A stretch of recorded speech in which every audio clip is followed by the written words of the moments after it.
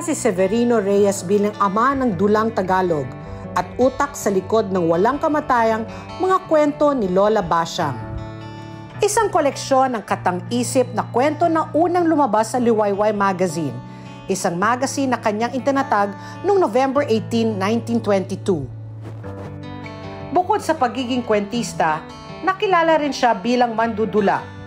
Isa sa kanyang mga pinakatanyag na obra ay ang Walang Sugat, isang sarswela na tumatalakay sa kagitingan ng mga katipunero nung panahong sinakop tayo ng mga Espanyol.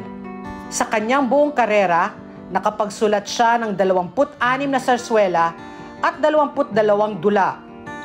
Kabilang ang Mindamora, ang Tunay na Hukom at ang Halik ng Isang Patay. Nagtapos si Reyes sa Bachelor en Artes sa Colegio de San Juan de Letran at kumuha ng filosofiya sa Universidad ng Santo Tomas.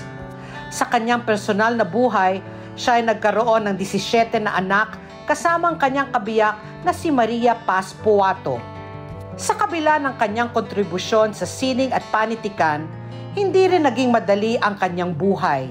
Pumanaw siya noong September 15, 1942 sa edad na 81 dahil sa Parkinson's disease sa panahon ng ikalawang digmaang pandaigdig.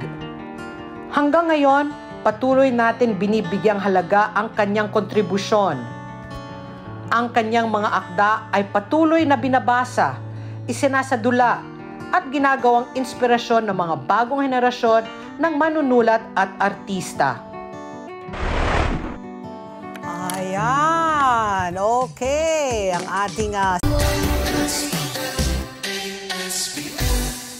Let's get together, Sunday 25, Sunday 25.